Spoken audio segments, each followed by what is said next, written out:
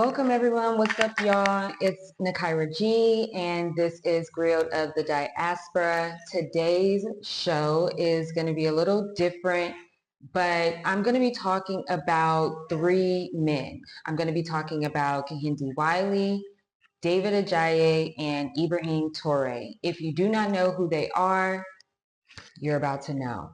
Before I get into the topics, today's show has a special question that I'm going to pose when I go through all of my topics. And so today we are talking about choosing sides in revolution.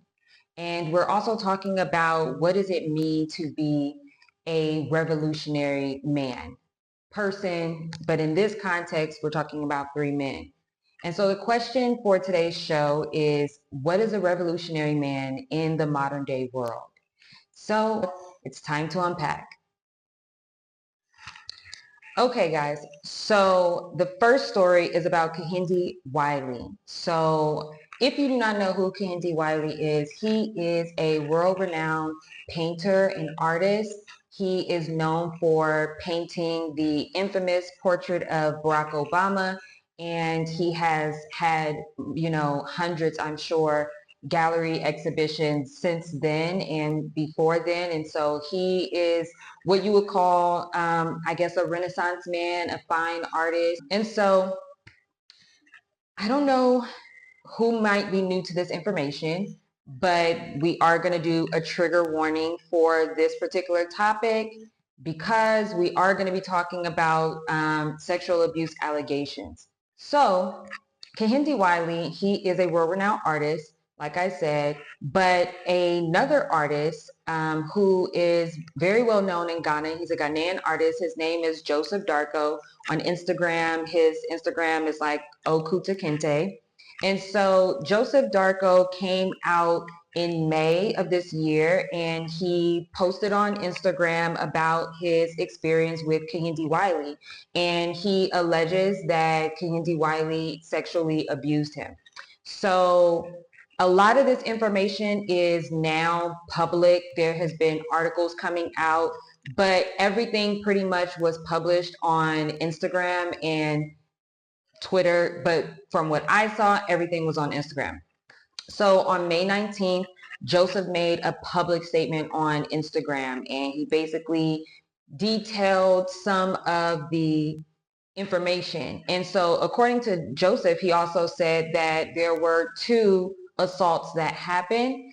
And what I noticed when I was reading the story, he doesn't go into detail for the second one, but he does describe it as violent and severe. So apparently Joseph and Kehinde were at a dinner. It looks like there was some artist dinner that was thrown by a couple of organizations here in Ghana back in 2021. So Joseph alleges that this incident happened back in 2021, 3 years ago, and he claims that Wiley grabbed his bottom. Apparently at the dinner and apparently allegedly in front of another guest.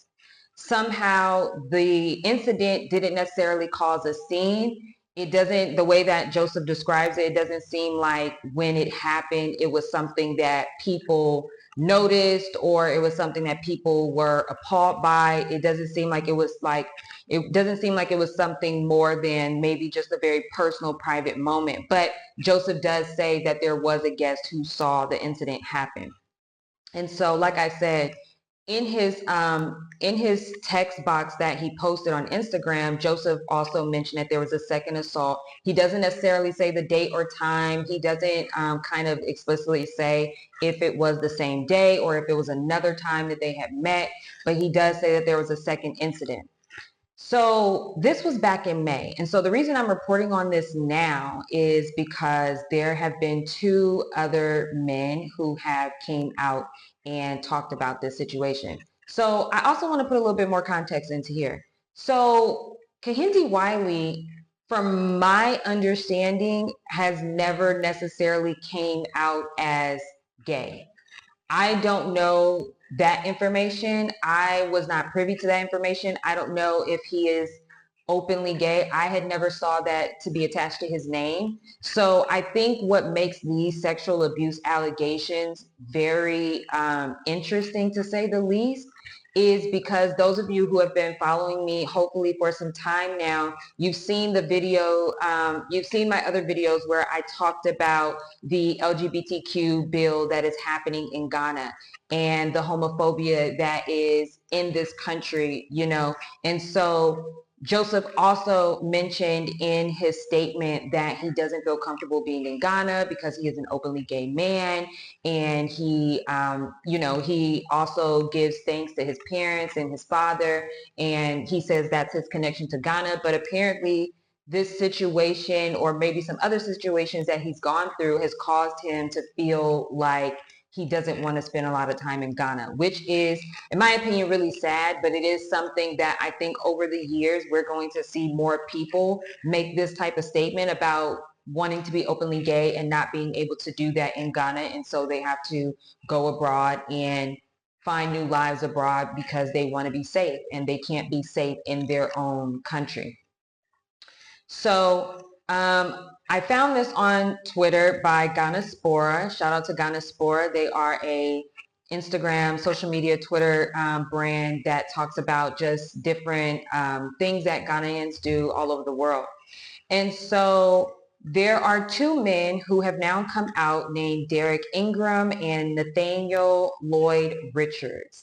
And so I didn't do a deep dive into these two particular guys, so I don't know if they are necessarily in Ghana, if they are abroad.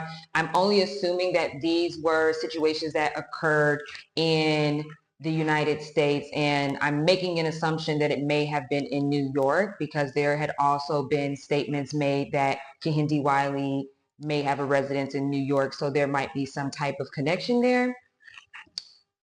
Either way, one of the guys who made a statement against Kehinde Wiley, Derek Ingram, he claims that Wiley assaulted him back in 2021 as well. And he said it happened in September 2021.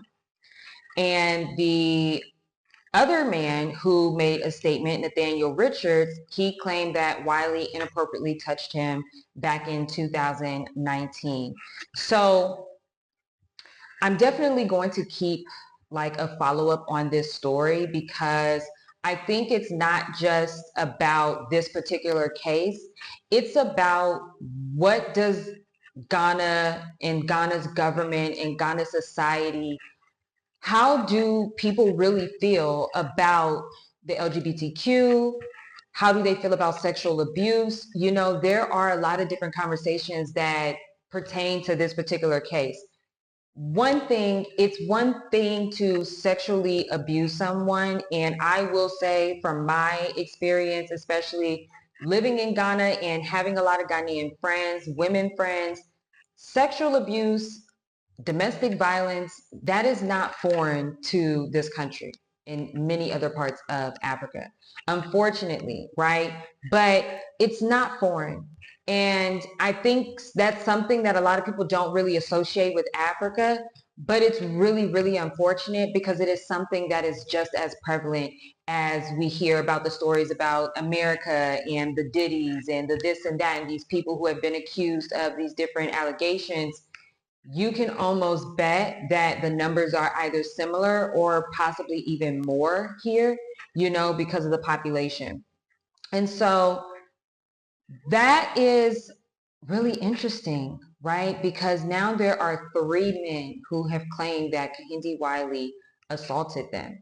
Kehinde Wiley has come out. He did make a statement on Instagram. He obviously denies the claims, and he also even accuses Joseph of being a fan of his and trying to pursue him for years, up until, I guess, the point that they interacted. So I'm not really sure why he put that piece of information in there, but we all should know, at least it's something to note that a lot of times when in these type of situations, when people try to say, oh, they were coming on to me, you can be coming on to someone. That doesn't necessarily mean that you want to be touched without consent or inappropriately, especially in public, especially without some type of like conversation or I don't know, vibe happening. So I think that that was really interesting that he even said that. That shows a lot of spite, and it shows how he's trying to attack his character.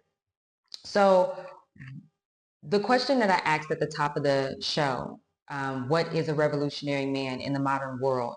This concept of a revolutionary man, specifically African men, and specifically within these Pan-African and integrative societies, I am really curious, how do we identify these revolutionary men? Because Kehinde Wiley is somebody that a lot of people would consider a revolutionary man. They would consider him somebody that was a positive Black representation in the fine arts industry. A lot of people will probably identify him as a mentor to younger artists. So I'm really curious, how do we as a society, as the African diaspora, as people from multiple different types of cultures who practice, believe in different things, at what point does sexual abuse become a problem for our governments and our societies and within ourselves? That is the question that I have and that I'm going to have throughout this video, because I mentioned two things in this video, which is also going to be one of the shocking factors in the next story. What is interesting about this is that it's not just a sexual abuse allegation. This is also a same gender sexual abuse allegation. And this is a possible outing of Kehinde Wiley. Because from my understanding, Joseph is openly gay. I'm not sure if he necessarily publicly came out on Instagram maybe some years ago. I'm not sure, but I can tell from his content that he has been openly gay, or, he has probably had that conversation with his community at some point in time, especially during the years, a few years ago, when the anti-LGBTQ bill was just all over social media and just doing a whole thing in the media. So I'm just really curious, do we still consider men who commit crimes like sexual abuse, how do we identify them as a revolutionary man? Is sexual abuse something that we draw the line at? And I think it's really interesting because there are more people who will cancel him because he's gay rather than the fact that he sexually abused someone. So that is how I feel about that. So let's get into this second story.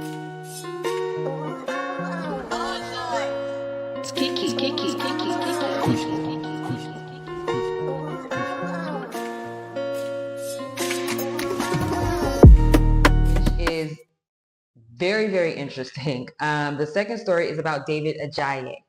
And so if you do not know who David Ajayi is, he is a architect, designer, and he's also a world-renowned artist. He is Ghanaian. So also, side note, Kehinde Wiley is apparently Nigerian American. I forgot to say that. So David Ajayi is a Ghanaian artist. So if, again, you have been following me, you know that I spoke about the allegations about David Ajayi that came out sometime last year, where 2 to 3 women, I believe, came out and said that he sexually abused them and that he crossed workplace boundaries because these women were his employees. So that has been one of the things that David Ajayi has been facing. And so aside from that, before I get into the allegations and this new information that hit the internet yesterday, David Ajayi is also the architect for the Smithsonian African American Museum in DC. Everybody should know that museum. It was a very, very big deal. The one that is multiple stories. Also done a bunch of other buildings all over the U.S. and in the UAE as well. David Ajayi has been appointed to be the architect designer for the new cathedral that Ghana's government is trying to push into the country. If you haven't been to Ghana before, you may not know the saturation of religious buildings, but Ghana has so many different religious denominations here, whether it's Catholic, Jehovah's Witness, all types of Christians. They have Hebrews, they have Muslims. And so there is a cathedral that has been in talks for, I would say, a couple years now, and it has been causing a lot of controversy. A lot of people are upset because of how much money that is going to go into this cathedral, and people feel like, look at our economy, look at what's going on in Ghana, why do we need a cathedral, right? So that was already kind of the foundation of the architect, scene for David for these past couple years. He had these sexual abuse allegations, and then he had local Ghanaians and even people in the diaspora not being happy with the fact that he took the contract from Ghana's government to build this cathedral. So just to put some numbers into, the conversation. The cathedral, when it was announced that it would be estimated at about $50 to $80 million. And that, I guess upset a lot of people. So let's get into the actual story. So yesterday, a Twitter account, I believe it was called Ghana Crimes, which is interesting because once you read the information and then you're like, why would Ghana Crimes post it? So Ghana Crimes, they posted information claiming that David was paid more than $80 million for the cathedral, which allegedly includes the cost of the building for the cathedral. In the text messages that was provided, so Ghana Crimes posted some information about David Ajayi receiving more than $80 million, right? And then they made a follow-up tweet because they got an anonymous text from someone. Well, they got a text from someone that they knew, but they posted it as anonymous. And the person in the text message basically made some claims that made me want to look further into this story. So in the text messages that was provided, the anonymous person alleged that David was gay, which wasn't necessarily the alarming part, but I would think that that's kind of facetious, because again, this is now another outing of a person who may be doing that. But this is another outing that I'm just noticing the way that the gay conversation is being had, particularly in Ghana. I'm noticing how since this bill has been a conversation, especially in these political spaces, I'm noticing the way that the word gay is being thrown at certain people, whether it is justified or not. But I'm just noticing how, in the text messages, like, as you can see, the person makes a claim that he made more money than the $80 million. And I'm assuming that he's trying to, he's kind of trying to insinuate that David is pocketing the money, allegedly. So the part in the text message where it says that people don't even know that he's gay, I don't know why that just made me stop. And I was just kind of like, well, what does that have to do with anything? But again, when you have the word gay in the context of a homophobic country in a place that is using the anti-LGBTQ bill as a political tool, I'm realizing that people are weaponizing, right? They're weaponizing the gay allegations against people. And in this case, this isn't a sexual assault case, right? In this particular instance, but this person put out this information that he is gay, right? Allegedly. Now, not only Ghana Crimes is responsible for that, but the person who also sent the text message is now responsible for that. And In the message, the person says, I'm sure if people knew that, they would not be giving him this money. And so we come back to the question again. What is a revolutionary man in the modern world? And in these two cases, what is a revolutionary man in the arts? What does that mean? Right? Can you be a revolutionary man and identify as gay? I think absolutely, no matter where you live, right? Whether it is legal or illegal in your particular country, right? I don't think that sexuality plays a role in your ability to be a revolutionary or a visionary. But I do struggle with this concept of sexual abuse, um, exploitation, right? This overcompensating need to be dominant and in control of the people that are around you, you know, just on a character level. I am starting to realize these different issues in the community, especially when it comes to men that people think are powerful, because if these allegations are true, right, how many of those sexual abuse moments or these moments of intimacy of any kind, how many times are those men or men in general using the part of their brain that says, I'm doing this so I can dominate and control and exploit?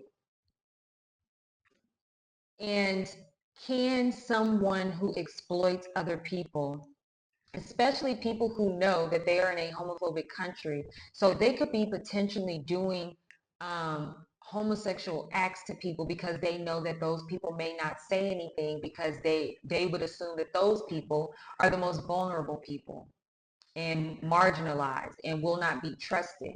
And can a gay person in Ghana be sexually assaulted and it be classified as sexual assault?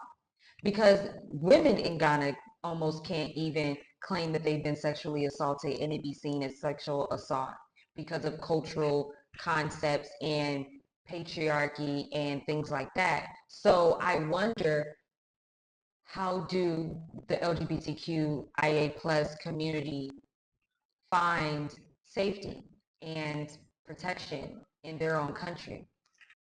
Yeah, so on a more lighthearted note, our last story, we are going to be talking about the current president of Burkina Faso.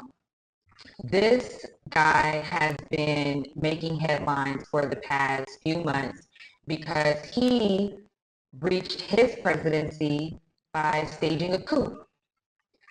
And Burkina Faso has been having these issues in their government for the past few years. And apparently, a coup took place in Burkina Faso, and Ibrahim Traore, he is the current president. He overthrew the last president who also got into throne as because he staged a coup. And so I really want to talk about this president because I think it's really important in these times of when we're talking about elections and presidencies, and we're encouraging Black diasporans to travel to Africa. I really, really, really implore people to be more engaged in African politics and international affairs, because I noticed that if you watched my last video, hopefully you did, where I was talking to my guest Nzali about voting as Black expats. We talk about, you know, the way that a lot of people who move to another country, they don't usually really engage in the political process and the political structures and the opportunities. And we also talked about how when immigrants come to America and they become citizens, they not only vote, but their populations are so large that they actually make a difference, and they vote in their interests that are not always in the interest of the local citizens, right? And so as people who come to these different parts of Africa, it's really important that we also take advantage of the voting rights that we may have when we receive citizenship from these different countries. A lot of people come to Ghana not really knowing the political landscape, not really knowing the history, and not knowing even the possibilities of what it's like to really live here and what the political structure can look like today and then 5 years from now. For those who are buying houses and buying land, it's really important that you know who the president is, what they believe in. It's really important that you know what the chiefs believe in the areas that you guys are buying houses. And so a lot of the content that I'm going to be doing on this channel, we're going to be talking a little bit more deeper into those type of topics, specifically for people who are like, I want to move abroad, I want to live in Africa, I want to live in these different places, and you're coming from America or any place throughout the diaspora. I really think it's important that we highlight certain presidents and the things that they believe in, especially when you are traveling the world with a revolutionary mindset, when you're traveling the world wanting to see something different than what the West can provide you. So let's talk about Ibrahim Traore. I believe that's how you say his name. It's spelled Traore. I'm pretty sure it's more French. Burkina Faso, if I'm not mistaken, is a Francophone African country, which means that they were colonized by the French, colonized by France. And so what has made Ibrahim, President Captain Ibrahim, so likable is because he recently kicked out the French military, and he recently has been making statements, public statements, and he's constantly saying that we need colonizers out of Africa. So he is one of the very few African presidents currently who is not only talking about dismantling the relationship between the colonizers in Africa, but he's actively doing it. He not only kicked out the French military, but he also is stopping certain mining productions, and he is also making it harder, and if not impossible, for the West to be able to purchase or do mining in his country.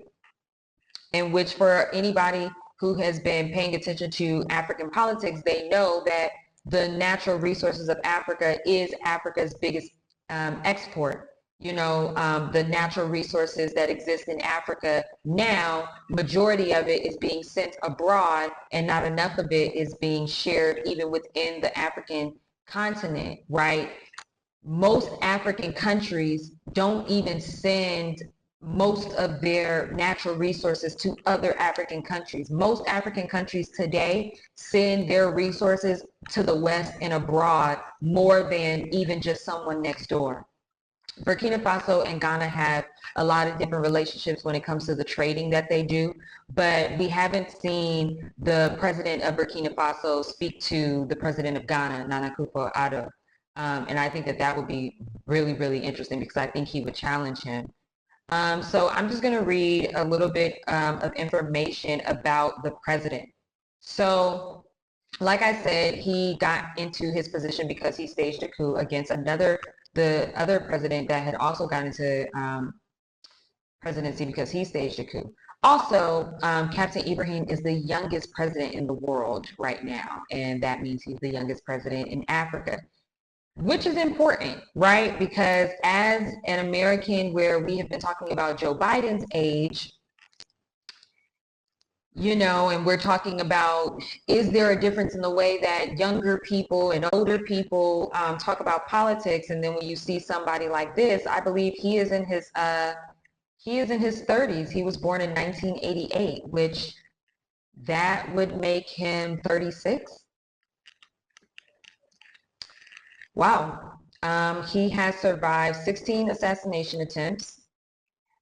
He expelled the French troops. He banned uranium and gold exports to France and the United States. And he built allyships with Niger, Guinea, and Mali to defend their region from invaders. So he is working to build a military base or a military program, and he's going to work with these other African countries to do that instead of relying on the West bringing their military into the country. So when we talk about this whole concept, what is a revolutionary man? We see here where President Ibrahim, he is doing a really good job, at least from the headlines and the information that's coming out in the media. It definitely looks like he is putting his country first, and he is doing some things that's a lot different from the current presidents in the various African countries. And so hopefully there's no allegations that come out in the future, but as of right now, like I said, there aren't any. And we are also seeing people not support him as well, right? There are some people who are still very tied to the West. There are some people who still feel like Africa needs the help of Europe and America. So I think over time we'll just definitely follow this story, follow this president and some other presidents, and keep the conversation going. So that is it for this episode. Thanks for watching, and stay tuned for everything that comes up next.